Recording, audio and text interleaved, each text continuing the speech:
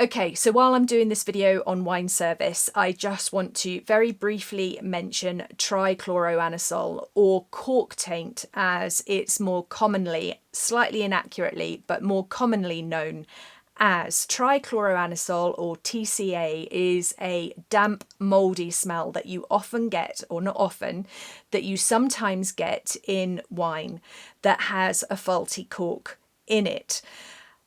There are other sources of trichloroanisole, which is why it's slightly inaccurate to refer to it as cork taint.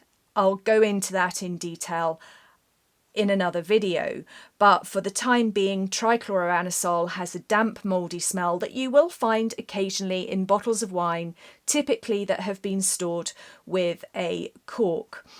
Now, when you serve your wine to your host in a formal wine service setting, just pour them a little bit in the glass and ask them to test the wine before you serve it to the guest. They're checking to see whether the wine has this damp, mouldy aroma. As a professional, it's always good practice when you're opening and tasting wine to always check for the presence of trichloroanisole. Look for this damp, mouldy smell as you are tasting.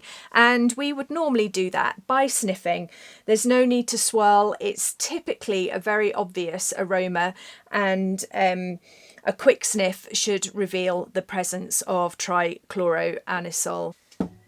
Another fault that you might come across is something we refer to as oxidation, and this is typically the result of the failure of the closure. Perhaps the cork has become dry and brittle over time and it's collected little holes, and oxygen has been able to get into the wine. Perhaps it didn't fit properly in the bottle in the first place, and oxygen has been able to get in and force the wine to go out of condition. If this has happened, the wine will typically have a very deep colour.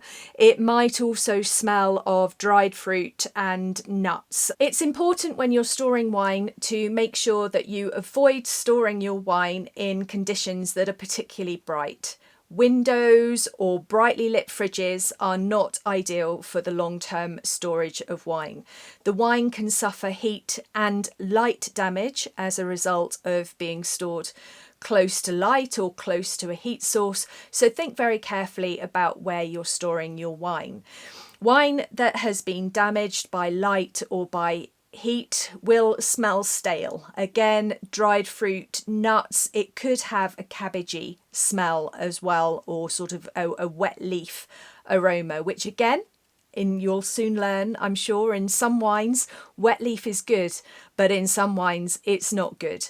And that's a fault that can occur in some wines as the result of heat or light damage.